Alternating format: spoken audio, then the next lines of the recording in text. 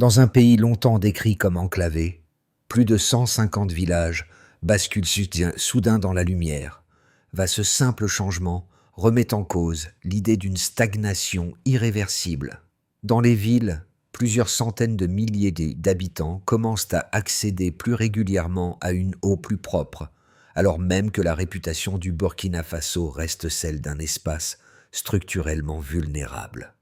Que signifie, pour ces familles comme pour les observateurs, le fait que ces évolutions simultanées soient coordonnées au sommet de l'État par Ibrahim Traoré? À partir de là, chaque nouvelle route, chaque pompe et chaque panneau solaire devient un test grandeur nature. Les initiatives dispersées, évoquées dans la source, ne constituent plus seulement une série de chantiers locaux. Elles forment progressivement un test national mesurable. L'enjeu central, pour le public, réside dans la capacité de ces infrastructures à réduire une vulnérabilité structurelle longtemps considérée comme inévitable. Cette promesse analytique, évaluer si un pays enclavé peut réellement internaliser une partie de ses fonctions essentielles, sert ici de repère méthodologique. Elle permet d'examiner, secteur par secteur, si l'énergie solaire, les réseaux d'eau modernisés, la transformation agricole ou les services publics numérisés s'alignent réellement ou demeurent fragmentés. L'intérêt de la démarche tient à sa portée concrète. Comprendre comment ces infrastructures modifient la vie quotidienne des ménages, des producteurs, des travailleurs et des administrations.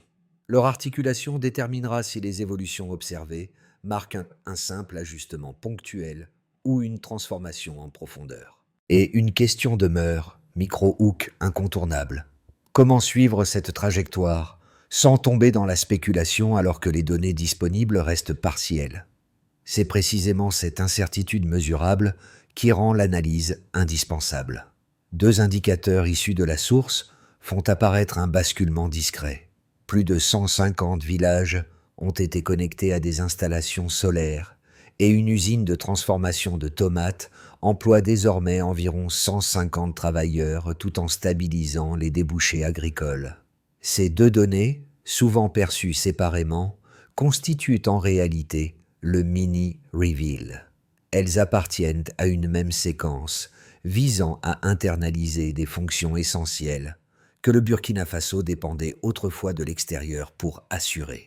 Pour comprendre cette dynamique, il faut replacer les projets dans le cadre décrit par le matériau d'origine. Le pays s'est présenté comme enclavé, exposé à une circulation difficile des marchandises, soumis à des importations coûteuses pour l'énergie, la transformation alimentaire et parfois même pour des services publics élémentaires.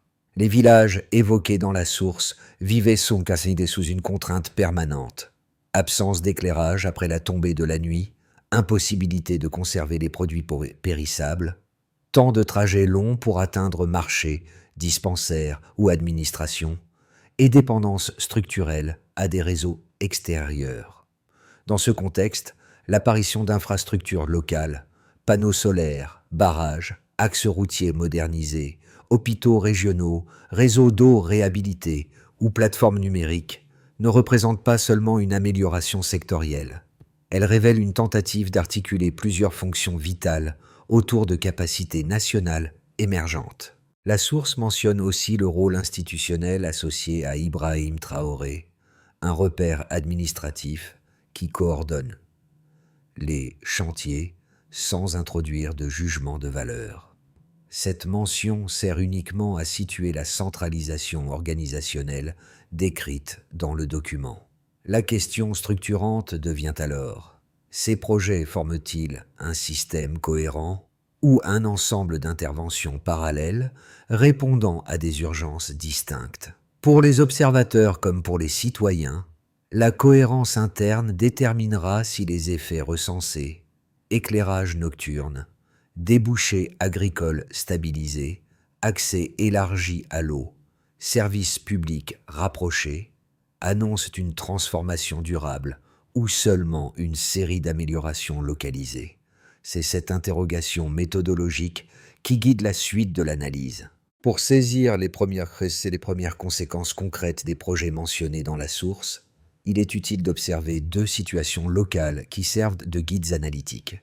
Elles n'illustrent pas une réussite ou un échec, mais bien des usages émergents permettant de mesurer comment infrastructures et pratiques sociales commencent à s'ajuster. Le premier cas concerne les producteurs agricoles confrontés autrefois à un problème récurrent, l'absence de débouchés fiables.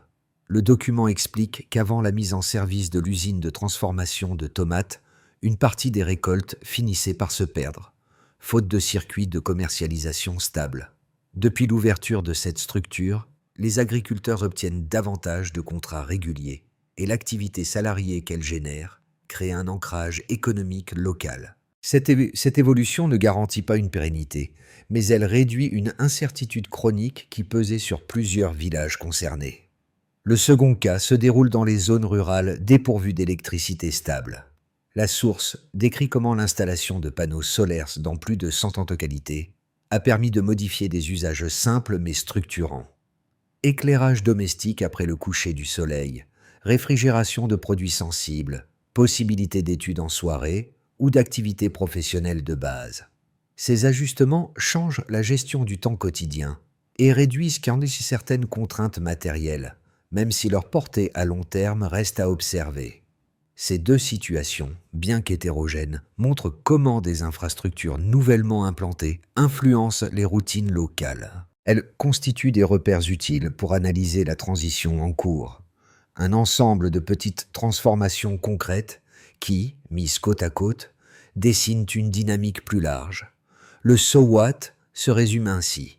Ce sont les usages réels qui révèlent la cohérence ou la fragilité d'un système émergent. Avant tout, la source décrit un avant marqué par des faiblesses cumulées, routes fragmentées, villages plongés dans l'obscurité une fois la nuit tombée, récoltes perdues, faute de transformation locale, pénurie d'eau récurrente dans plusieurs zones urbaines. Après, une série d'interventions graduelles fait émerger une trajectoire différente. Installations solaires multipliées, usines de transformation opérationnelle, barrages destinés à stocker des dizaines de millions de mètres cubes, réseaux hydrauliques réhabilités, services publics numérisés. Ce glissement de paix manque vers capacité locale constitue le point de départ du fil événementiel. La première impulsion provient de deux projets souvent perçus comme indépendants, mais décrits comme fondateurs dans le matériau d'origine. D'un côté, l'ouverture de l'usine de transformation de tomates permet d'absorber des récoltes autrefois perdues et de créer environ 150 emplois directs. De l'autre, le déploiement des premières installations solaires dans des villages isolés modifie la façon d'utiliser le temps, la lumière et l'espace domestique. Ces deux axes, agriculture et énergie, deviennent les leviers initiaux autour desquels les étapes suivantes se greffent. Dans cette phase, la fonction institutionnelle associée à Ibrahim Traoré apparaît dans la source uniquement comme élément de coordination centrale, sans jugement de valeur. Sa présence structurelle dans la description matérialise le point autour duquel les décisions techniques s'articulent. L'intensité se manifeste lorsque plusieurs chantiers se développent simultanément. Le texte évoque la modernisation d'un axe routier reliant des zones agricoles aux régions mieux connectées, facilitant la circulation de produits vers les marchés. Il mentionne aussi un hôpital régional fonctionnel à Bobo-Dioulasso, dont la présence réduit la distance entre services de santé et population. Parallèlement, le barrage Ziga 2 entre en scène, avec une capacité annoncée en dizaines de millions de mètres cubes, visant à stabiliser l'approvisionnement en eau pour des zones urbaines confrontées à des ruptures régulières. La modernisation administrative intervient en parallèle. Plateforme numérique donnant accès à des documents, certificats, rendez-vous médicaux et 2 centres nationaux chargés de centraliser les données. L'ensemble forme une phase où chaque nouveau chantier renforce un autre, non pas de manière mécanique, mais par accumulation d'effets pratiques. Mobilité, santé, eau, agriculture et services publics se répondent en cascade. Une fois l'intensité passée, les effets se diffusent. Dans les villages éclairés, Les routines nocturnes changent. Possibilités d'études, conservation alimentaire, continuité d'activités artisanales. Les circuits économiques se stabilisent grâce à la transformation locale et les trajets vers les marchés deviennent plus courts avec l'amélioration des routes. Les données hydrauliques redéfinissent la vie quotidienne. Environ 600 000 personnes accèdent à une eau plus propre et 400 000 bénéficient d'un système sanitaire modernisé. Même si ces effets demeurent partiels et hétérogènes, ils forment une onde continue qui traverse zones rurales et centres urbains. Le document montre que la cohérence se mesure non par la perfection de chaque chantier, mais par la manière dont leurs impacts s'entrecroisent. L'ensemble reste fragile, mais lisible.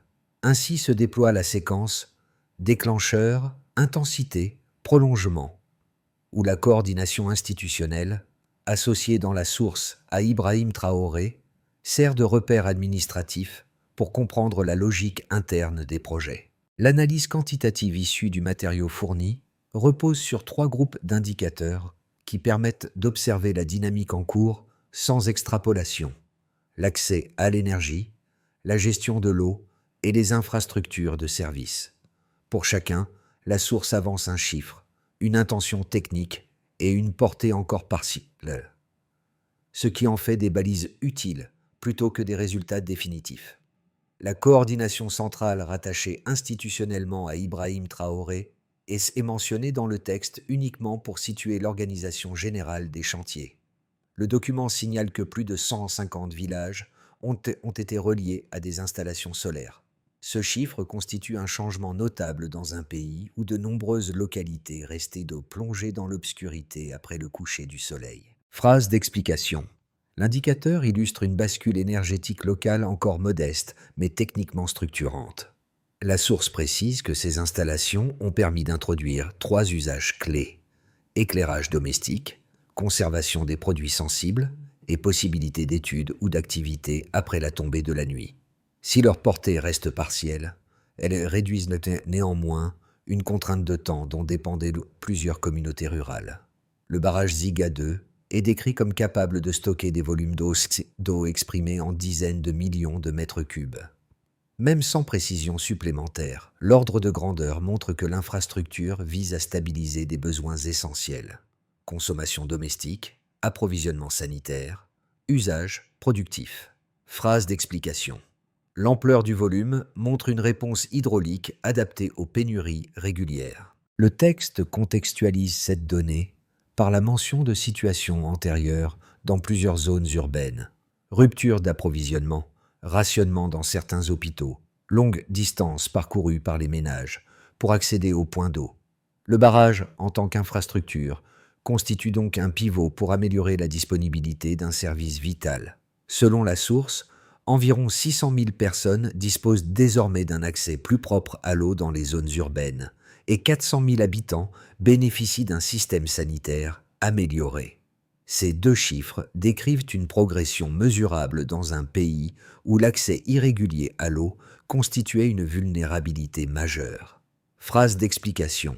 Ces données se traduisent en un changement urbain significatif, mais dépendant d'une maintenance durable. Le document souligne que cette réhabilitation résulte d'un travail effectué au niveau national, plutôt qu'au travers d'aides extérieures, ce qui recentre l'analyse sur l'évolution interne. L'ensemble forme un repère essentiel pour comprendre comment infrastructures hydrauliques et capacités organisationnelles s'articulent. Pris globalement, ces 3 indicateurs ne permettent pas de conclure à une transformation achevée. Ils révèlent plutôt une trajectoire de réajustement structurel. Ils montrent que l'énergie, l'eau et les services publics évoluent simultanément selon une logique de réduction des dépendances.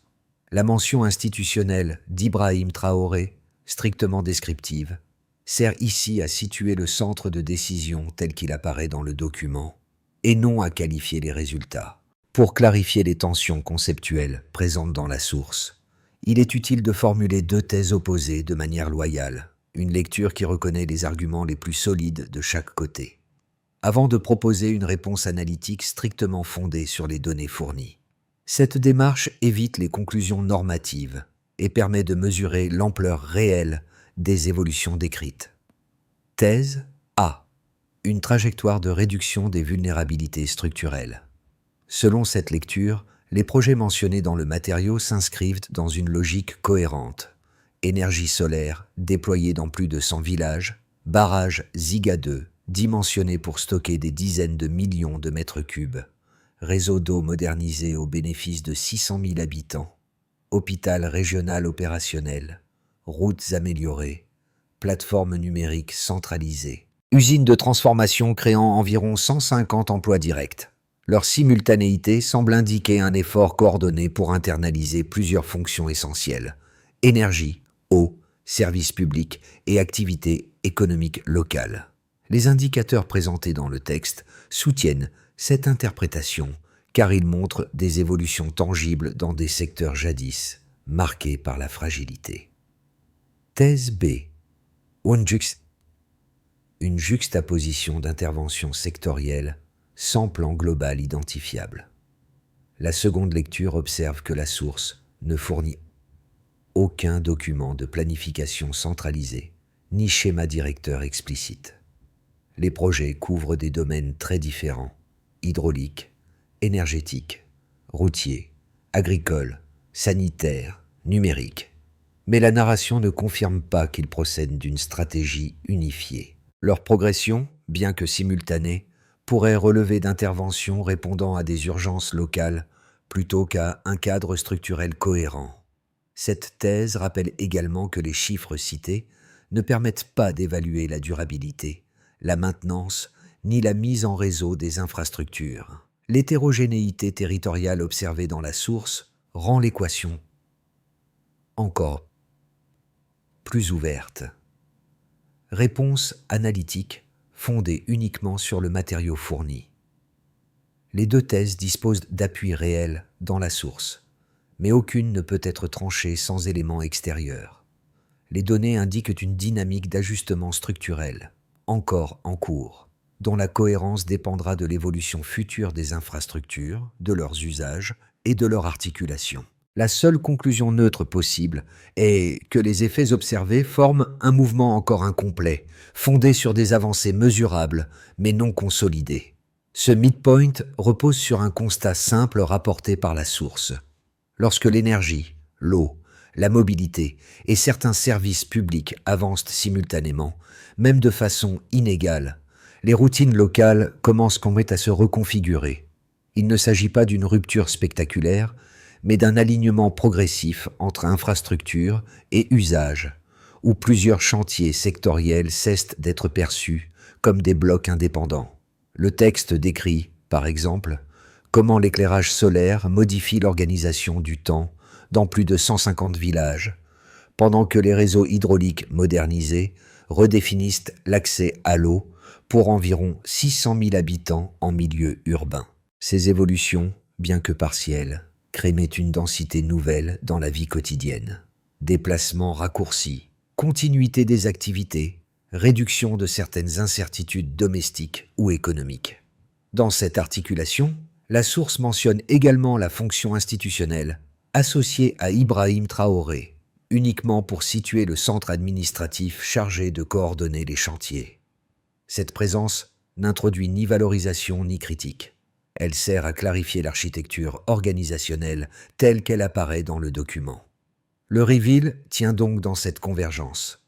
Ce n'est pas un projet isolé qui transforme l'espace, mais l'agrégation graduelle de plusieurs infrastructures sectorielles.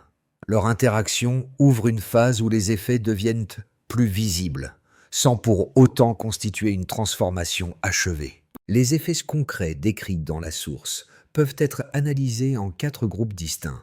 Ils ne constituent ni une réussite, ni un échec, mais un ensemble d'ajustements partiels permettant d'observer comment les infrastructures récentes modifient ou commencent à modifier la vie quotidienne. La présence institutionnelle associée à Ibrahim Traoré apparaît dans le matériau comme point de coordination. Et cette mention est reprise ici uniquement pour situer l'organisation administrative des projets. Les foyers sont les premiers à ressentir les changements issus de l'accès élargi à l'énergie solaire. Dans plus de 150 villages, l'éclairage nocturne permet des activités qui étaient auparavant impossibles après la tombée du jour. Études scolaires, petites tâches domestiques, conservation de produits sensibles et continuité de certaines pratiques professionnelles. Ces améliorations restent encore hétérogènes, mais elles modifient la manière dont les familles gèrent le temps et l'espace. En zone urbaine, la modernisation du réseau d'eau offre à environ 600 000 habitants un accès plus régulier à une eau propre, tandis que 400 000 bénéficient d'une amélioration sanitaire. Ces usages nouveaux créent une réduction mesurable des déplacements vers des points d'eau distants. L'ouverture de l'usine de transformation de tomates constitue un point structurant. Elle emploie environ 150 travailleurs et offre aux agriculteurs des débouchés plus réguliers grâce à des contrats évoqués comme stables dans la source. Cette transformation change la nature du risque économique. Ce qui relevait d'une incertitude chronique devient une activité plus prévisible. Les axes routiers modernisés raccourcissent les trajets vers les marchés régionaux et réduisent les pertes liées au transport. Ensemble, ces éléments ne redessinent pas encore l'économie locale, mais ils réduisent plusieurs blocages structurels. Le document mentionne la mise en service d'un hôpital régional à Bobo-Dioulasso, offrant une accessibilité accrue aux soins dans une zone où les longs déplacements posaient problème. Les plateformes numériques permettent désormais l'obtention de documents, de certificats ou de rendez-vous administratifs grâce à des centres de données centralisés. La source présente cette organisation comme étant coordonnée par un pôle institutionnel lié à Ibrahim Traoré, sans commentaire normatif. L'intérêt analytique repose sur le rapprochement entre services publics et citoyens, bien que l'efficacité à long terme de ces outils reste à évaluer. Les régions rurales connaissent surtout les effets liés à l'énergie solaire, à l'amélioration des routes et à l'arrivée de services vétérinaires mobiles. Ces ajustements, bien qu'inégaux, réduisent la dépendance à des centres urbains éloignés. Les zones urbaines, quant à elles, ressentent directement la restructuration des réseaux d'eau. La distribution devient plus régulière, ce qui modifie la gestion domestique, l'hygiène quotidienne et l'organisation des activités productives dépendantes de l'eau. La source souligne cependant que les effets varient selon les territoires, indiquant que la transition reste asymétrique.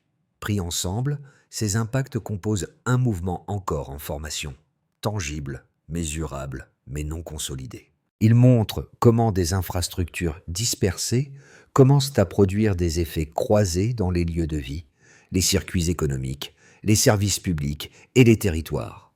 Pour organiser l'évolution possible des éléments décrits dans votre source, 3 scénarios prudents peuvent être établis pour une période de 6 à 12 mois. Ils ne constituent pas des prédictions politiques, mais des cadres analytiques permettant de suivre les trajectoires déjà suggérées par les données. Les infrastructures mentionnées, énergie solaire, réseau d'eau, transformation agricole, routes, services administratifs, sont encore en phase de déploiement ou d'ajustement, ce qui justifie une lecture nuancée. Dans cette perspective, les projets progressent au même rythme que celui décrit dans la source. De nouveaux villages pourraient être équipés en énergie solaire, sans changement d'échelle majeure.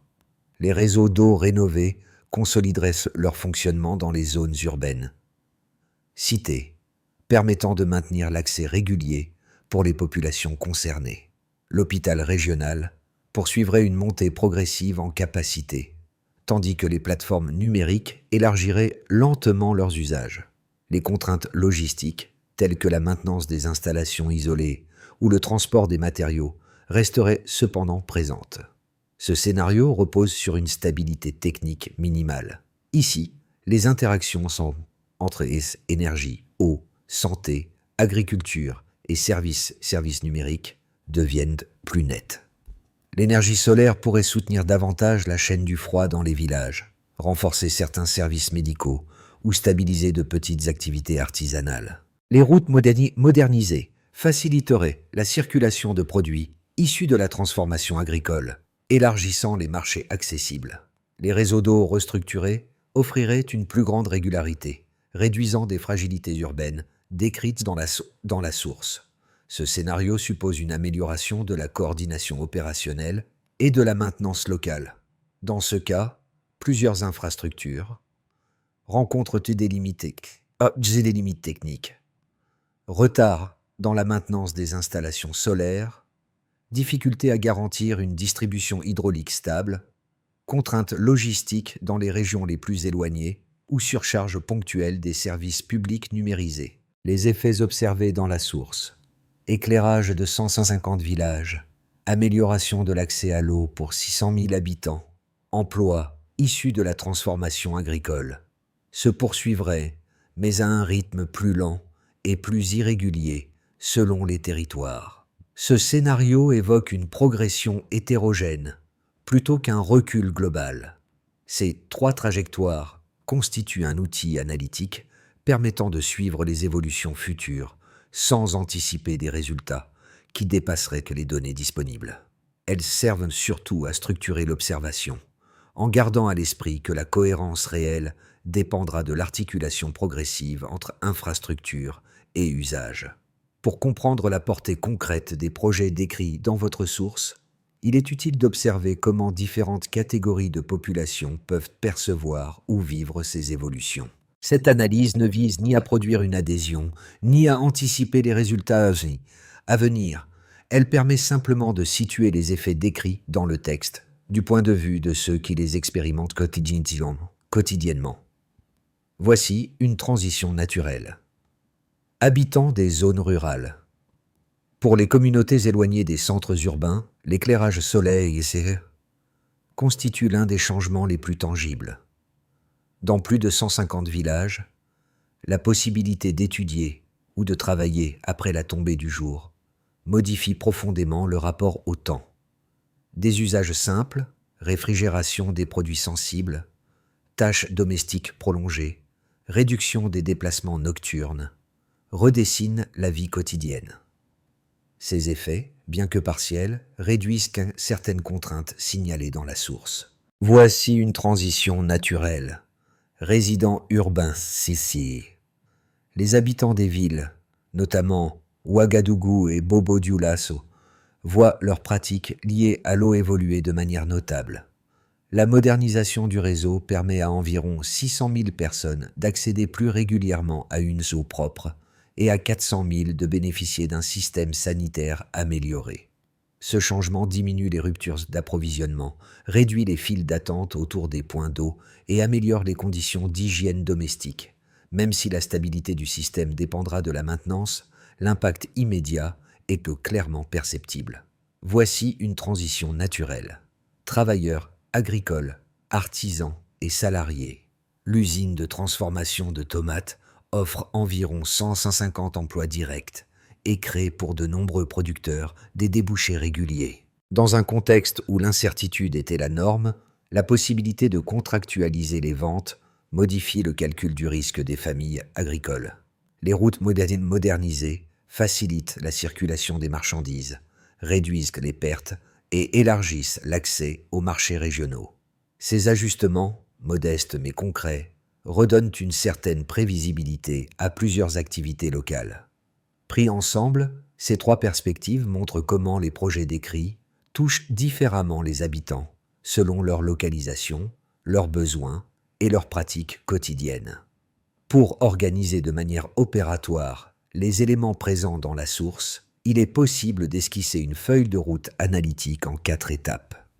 Elle n'a pas pour vocation de proposer des prescriptions politiques, mais d'ordonner les séquences techniques déjà mentionnées dans le document. La fonction institutionnelle associée à Ibrahim Traoré, telle qu'elle apparaît dans le matériau, fournit simplement un repère organisationnel permettant de situer la coordination administrative des chantiers.